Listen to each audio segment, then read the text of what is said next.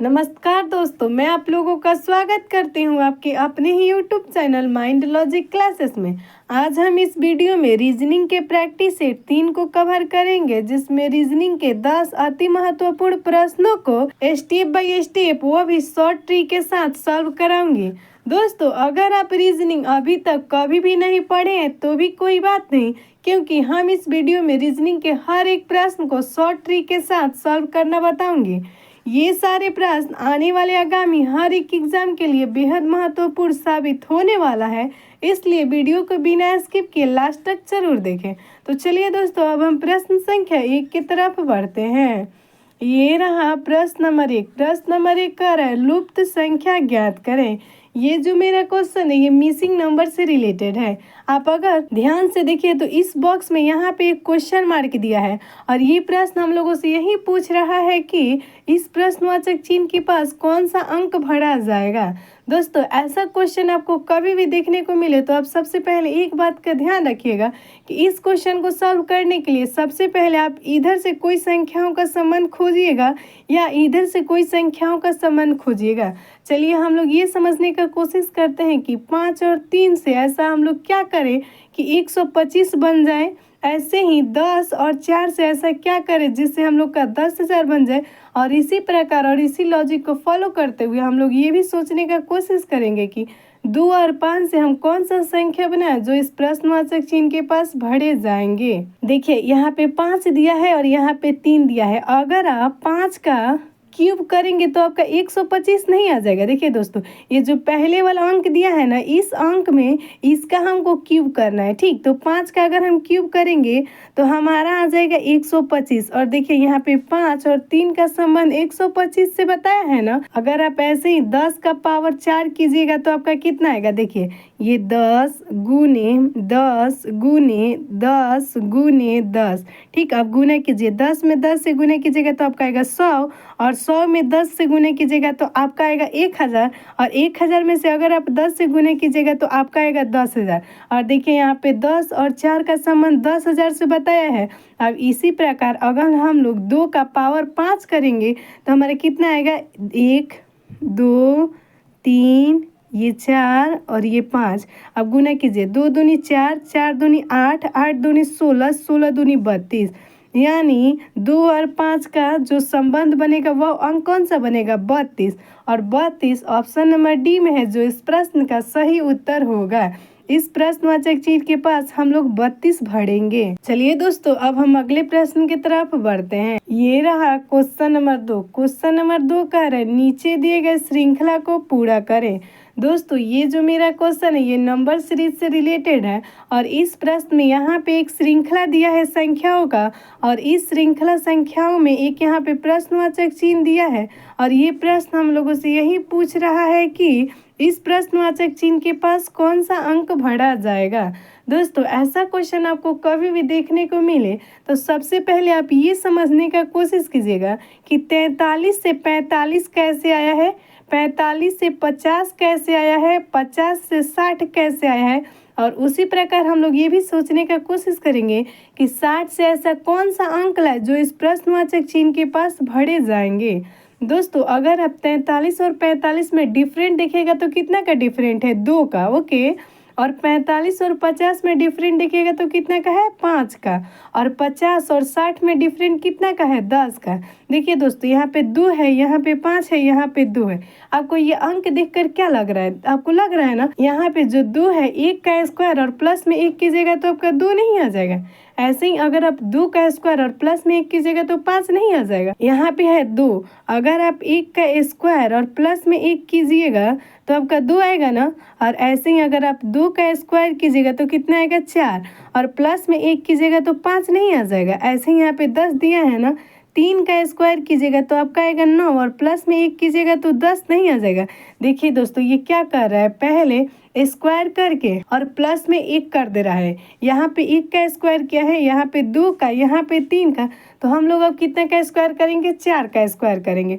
अगर आप 4 का स्क्वायर कीजिएगा तो आपका आएगा 16 और 16 में 1 जोड़िएगा तो आपका 17 आ जाएगा ना। और देखिए दोस्तों, उसके बाद ये 17 को हम लोग 60 में जोड़ेंगे तो हमारा 77 आएगा ना। और 77 ऑप्शन नंबर बी में है, जो इस प्रश्न का सही उत्तर होगा।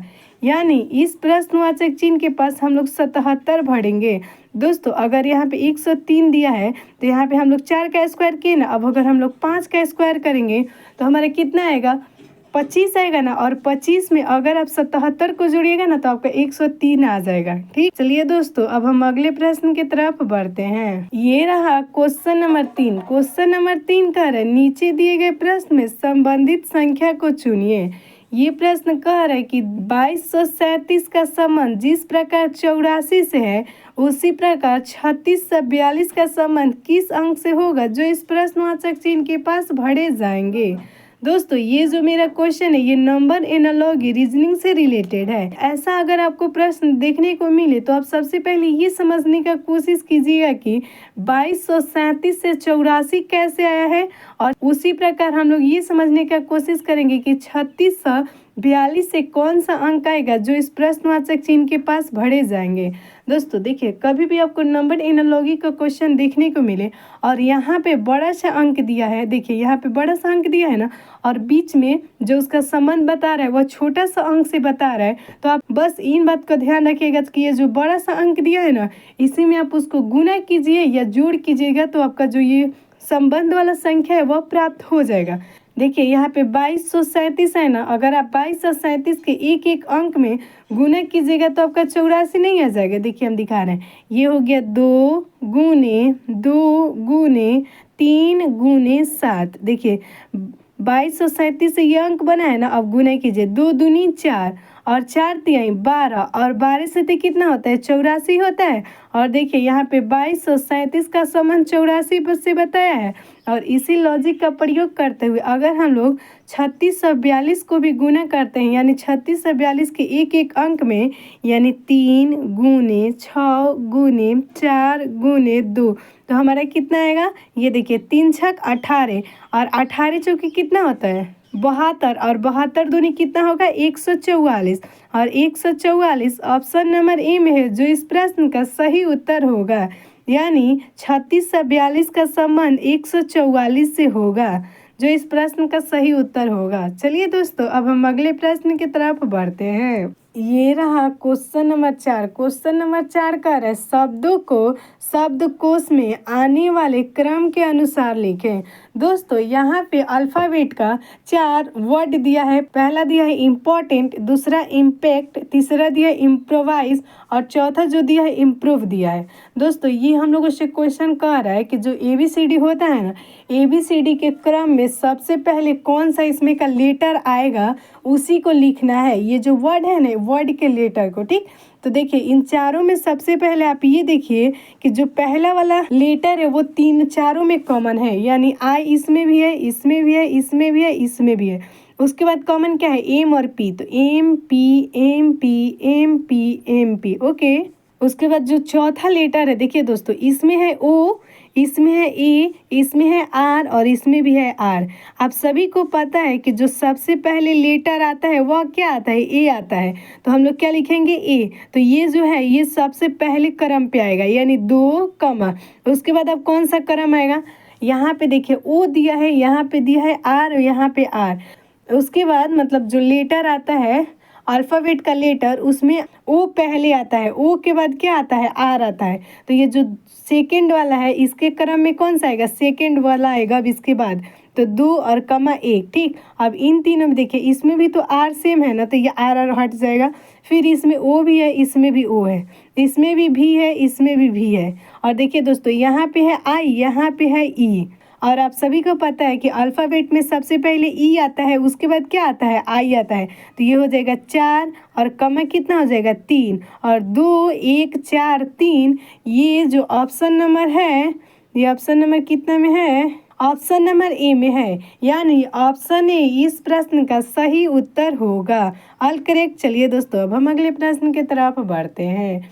ये रहा क्वेश्चन नंबर 5। क्वेश्चन नंबर 5 कह रहा है दिए गए विकल्पों में से विषम संख्या ज्ञात करें। ये जो मेरा क्वेश्चन कह रहा है, ये कह रहा है विषम संख्या ज्ञात करने के लिए। दोस्तों यहाँ पे देखिए 4 ऑप्शन दिया है और ये चारों ऑप्शन में से जो सबसे डिफरेंट होगा वही इस प्रश्न का उत्तर होगा। एक एक ऑप्शन को चेक करते हैं। ठीक, यहाँ पे देखिए 9.1/11 दिया है। अगर हम इसको पूर्णांक से हटाएंगे तो हमारा कितना आएगा, 100/11 आ जाएगा। ठीक, देखिए दोस्तों पूर्णांक से अगर हम भी हटा रहे हैं, देखिए आपको एक पूर्णांक से हटाकर हम दिखा रहे हैं। ओके, देखिए 11 में अगर आप 9 से गुना कीजिएगा तो आपका कितना आएगा, 99 आएगा ना। और 99 में 1 प्लस कीजिएगा तो आपका 100 नहीं आ जाएगा। तो ये 100 और बटे में 11, यानी इसे हम लोग पूर्णांक से तोड़े तो कितना आएगा, 100/11 आया। और दूसरे को भी अगर हम पूर्णांक से तोड़ते हैं तो हमारा कितना आएगा, 13 के पहाड़ा अगर आप 7 बार पढ़िएगा तो आपका आएगा 91। और 91 में अगर आप 9 ऐड कीजिएगा तो आपका 100 नहीं आ जाएगा। और 100 कितना आएगा, 13। अगर इस ऑप्शन नंबर सी को भी अगर आप पूर्णांक से हटाते हैं तो कितना आएगा, 17 के पहाड़ा अगर आप 5 बार पढ़िएगा तो आपका आएगा 85। और 85 में अगर आप 15 ऐड कीजिएगा तो आपका आएगा कितना, 100। और 100 कितना हो जाएगा, 17।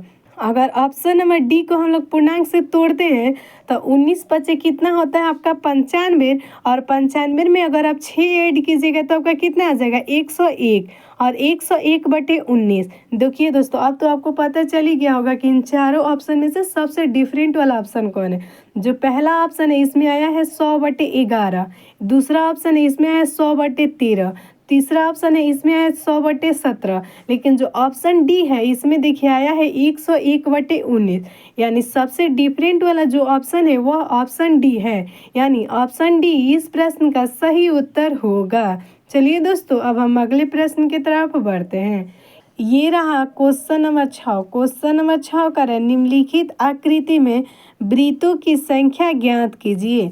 दोस्तों ये जो मेरा क्वेश्चन है ये फिगर काउंटिंग से रिलेटेड है। और ये प्रश्न हम लोगों से कह रहा है कि यहाँ पे एक आकृति दिया है और उस आकृति में कुल वृत्त की संख्या कितना है, यही हम लोगों को बताना है। तो चलिए दोस्तों, अब हम इस आकृति में कुल फिगर काउंट करते हैं कि वृत्त कितना है। सबसे पहले एक ये वाला वृत्त, ये एक, फिर ये वाला वृत्त, ये हो गया आपका 2। फिर देखिए दोस्तों एक ये वाला वृत्त, तो ये आके यहाँ से यहाँ तक आया है ना, तो 3। और ये जो मेरा है ये हो गया आपका 4। और ये एक है ये हो गया 5। और एक ये है 6। यानी इस आकृति में कुल वृत्तों की संख्या 6 है।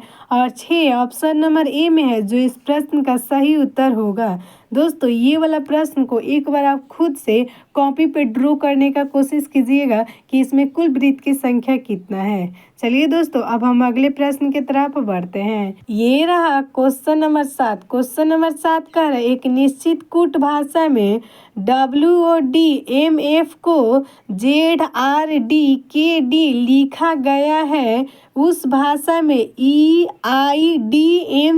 को कैसे लिखा जाएगा। दोस्तों ये जो मेरा क्वेश्चन है ये अल्फ़ाबेट से रिलेटेड है। और ये प्रश्न हम लोगों से कह रहा है कि जिस प्रकार एक निश्चित कूट भाषा में WODMF को ZRDKD लिखा गया है, उसी निश्चित कूट भाषा में EIDMC को कैसे लिखा जाएगा।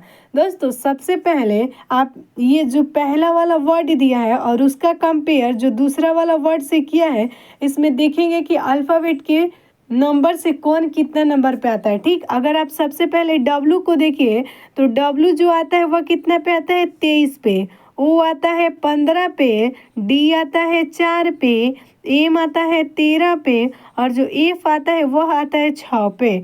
अगर आप Z देखिए तो आता है 26 पे, जो R आता है वह आता है 18 पे, जो D आता है वह आता है 4 पे, जो K आता है वह आता है 11 पे, और जो D आता है वह कितना पे आता है, 4 पे। अब इन दोनों में कंपेयर कीजिए। यहाँ पे है 23 और इसका संबंध किससे बताया, 26 से।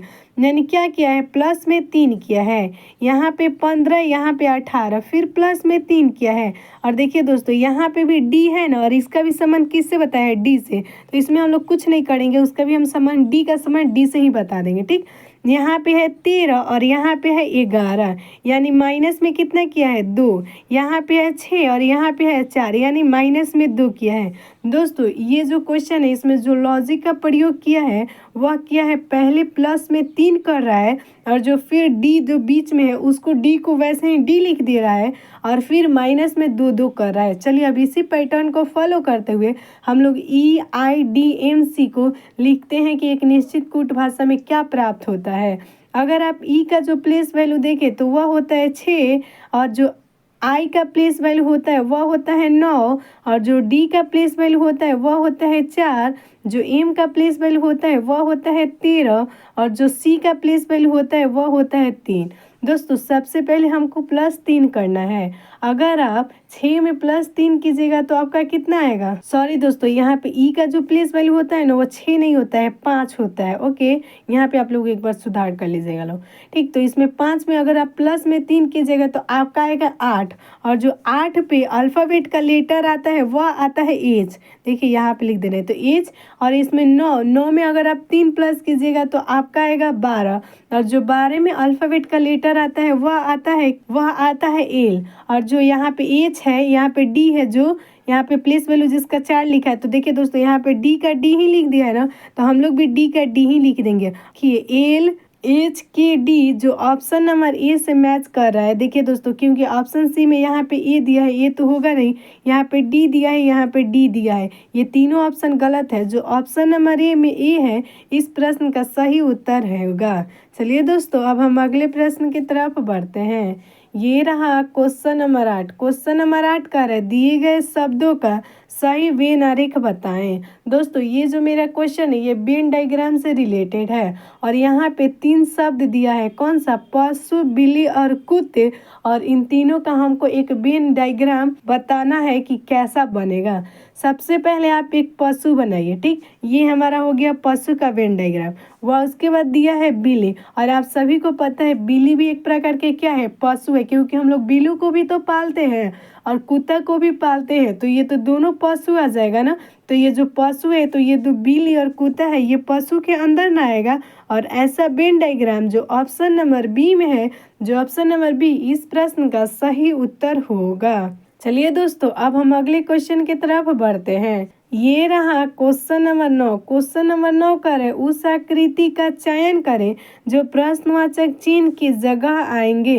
दोस्तों यहाँ पे 4 बॉक्स दिया है और चारों बॉक्स में संख्या दिया है और इस संख्या का संबंध इस बॉक्स से बताया है और इन चारों बॉक्स में संख्या दिया है और इन संख्या का संबंध दूसरे संख्या से बताया है। मतलब इसका संबंध इससे बताया है, इसका संबंध इससे और इसका संबंध इससे। और ये प्रश्न हम लोगों से यही पूछ रहा है कि इस पैटर्न का फॉलो करते हुए आप इस अंक का संबंध किससे बताइएगा जो इस प्रश्नवाचक चिन्ह के पास भरे जाएंगे।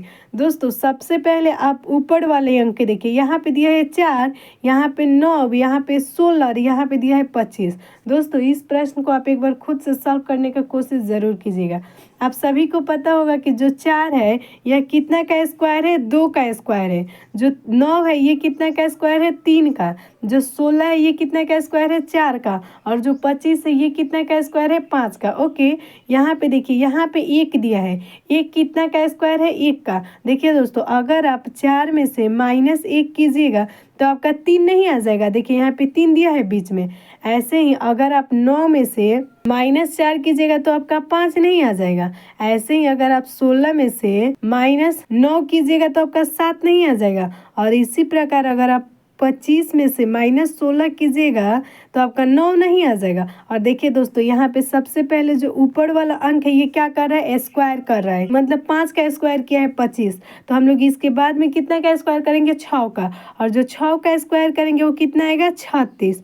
ओके, और देखिए दोस्तों यहाँ पे 16 दिया है, यानी यहाँ पे 1 का स्क्वायर किया है, 2 का, 3 का और 4 का। तो हम लोग कितना का स्क्वायर करेंगे, 5 का। और 5 का स्क्वायर करेंगे तो आएगा 25। अगर आप 36 में से -25 कीजिएगा तो आपका आएगा 11। और ऐसा जो ऑप्शन है ये ऑप्शन नंबर डी में है, यानी ऑप्शन डी इस प्रश्न का सही उत्तर होगा। दोस्तों इस वीडियो में इतना ही। अगले वीडियो में और प्रश्नों को सॉल्व करेंगे। तब तक के लिए स्वस्थ रहे, मस्त रहे और अपने पढ़ाई में व्यस्त रहे। Bye bye, take care. और हाँ, चैनल को सब्सक्राइब करना बिल्कुल भी ना भूलें।